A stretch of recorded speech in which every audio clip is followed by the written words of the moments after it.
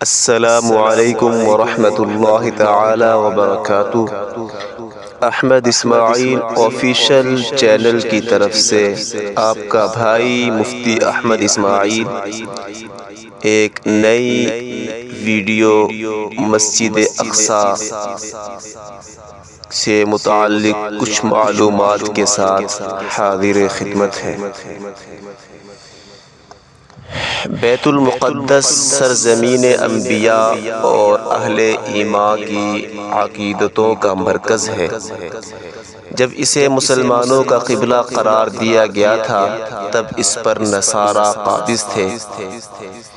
امین امت سیدنا ابو عبیدہ بن جراح رضی اللہ تعالی عنہ کے زیر کمان لشکر نے بیت المقدس کا محاصرہ کیا تو سیدنا عمر رضی اللہ تعالی عنہ کے ہاتھوں قبلہ اول مسلمانوں کو واپس مل گیا تھا۔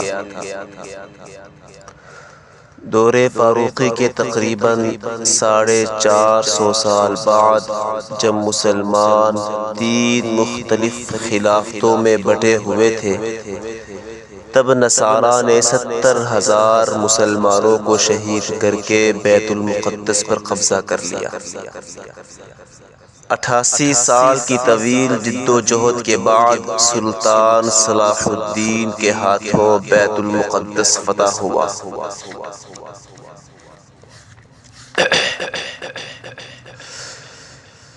1556 میں ترکی کے سلطان سلیم اول نے قبضہ کر کے سلطنت عثمانیہ میں شامل کیا۔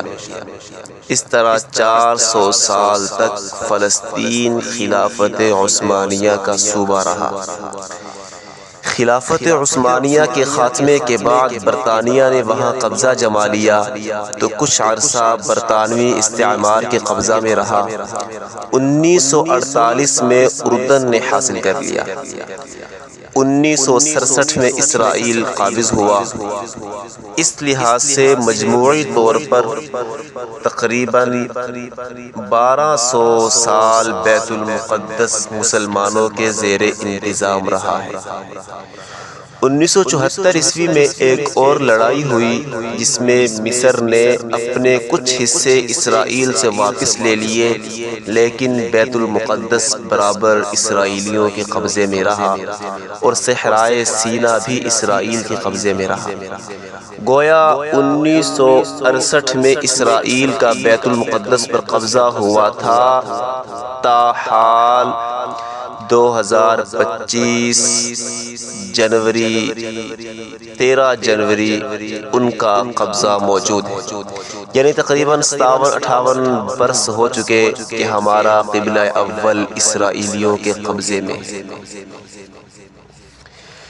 اس کے ساتھ ساتھ اگر میں بیت المقدس کے جغرافیائی حوالے سے بات کروں، فلسطین کے جغرافیائی حوالے سے بتانا چاہوں تو شاید میرا خیال یہ ہے کہ فلسطین لمبائی والی شکل پر موجود ہے اور شمالاً جنوباً اس کی لمبائی تقریباً 430 کلومیٹر ہے جبکہ چوڑائی زیادہ سے زیادہ 117 کلومیٹر ہے۔ بس یہی اس کی کل لمبائی چوڑائی ہے۔ اگر دنیا کے نقشے میں دیکھیں تو فلسطین بالکل چھوٹا سا ہے جو بمشکل دکھائی دیتا ہے۔ اس میں سے بھی 85% حصہ پر اسرائیل قابض ہے جبکہ 15% حصہ فلسطینی مسلمانوں کے لیے بچا ہوا ہے۔ اس طرح فلسطین کا کل رقبہ تقریباً 27,000 کلومیٹر بتایا جاتا ہے۔ اگر ہم بات کریں بیت المقدس کے احاطے کی تو بیت المقدس کا احاطے کا رقبہ تقریباً 1,44,000 مربع میٹر ہے، یعنی یہ سارا علاقہ تقریباً 1 مربع کلومیٹر سے کچھ زائد بنتا ہے اور شہر بیت المقدس بہت قدیم ہے، وہاں 4 دیواری ہے جس میں بہت سی عمارتیں ہیں۔ جہاں عیسائیوں نے کسی زمانے میں اپنے گرجا گھر بھی بنائے ہوئے تھے، وہیں وہ سنہری گنبد بھی ہے، وہیں اس احاطے میں مسجد ہے، اور وہیں وہ دیوار ہے جسے یہودی دیوار گریا کہتے ہیں۔ قریب میں ایک جدید شہر بھی ہے۔ احاطہ بیت المقدس کے 7 دروازے بتائے جاتے ہیں، اور اس احاطہ میں مساجد کی تعداد بھی 7 ہی بتائی جاتی ہے۔ قابض اسرائیلی پولیس بیت المقدس کے دروازوں پر ہر وقت موجود رہتے ہیں، جب چاہتے ہیں انہیں بند کر دیتے ہیں اور جب چاہتے ہیں انہیں کھول دیتے ہیں، بلا اجازت کسی کو اندر نہیں جانے دیتے۔ یہاں رک کر میں ایک اہم نقطہ سمجھانا چاہوں گا۔ 1918 میں اس پورے احاطے کو الاقصی کہا جاتا تھا، پھر کسی نے صرف مسجد کو مسجد اقصی کہنا شروع کر دیا، اور کسی نے اس سنہری گنبد والی عمارت کو، حالانکہ وہ پورا احاطہ ہی بیت المقدس اور مسجد اقصی ہے۔ اس کے بعد اگر ہم بیت المقدس اور ارض شام و فلسطین کی عظمت کا تذکرہ احادیث کی روشنی میں دیکھنا چاہیں تو یہ بڑی اہمیتوں کی حامل سرزمین شام، فلسطین اور بیت المقدس ہے۔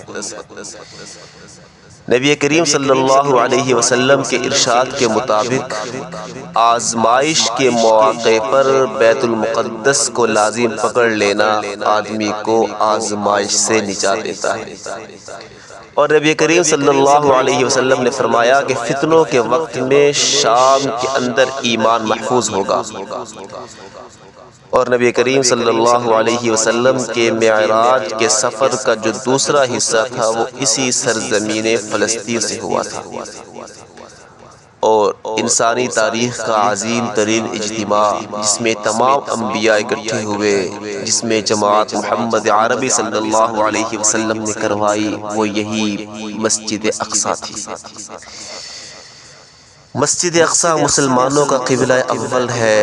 16 یا 17 مہینے اس کی طرف رخ کر کے نمازیں پڑھی گئی ہیں۔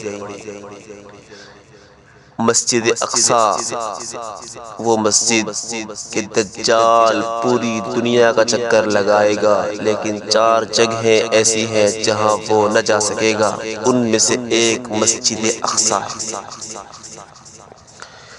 آخر میں اگر ہم بات کریں کہ مسجد اقصی کی تعمیر کس نے کی ہے تو میں بتاتا چلوں، اس میں علماء نے کئی اقوال اختیار کیے ہیں۔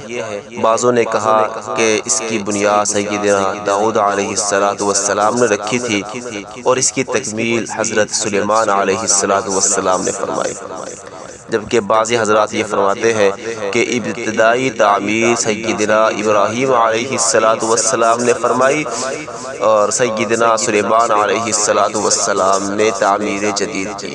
واللہ اعلم۔ اور آج برابر مسجد اقصی فلسطین یہودیوں کے قبضے میں ہے۔ آخر میں ہم اپنی ذمہ داریوں کی طرف آتے ہیں۔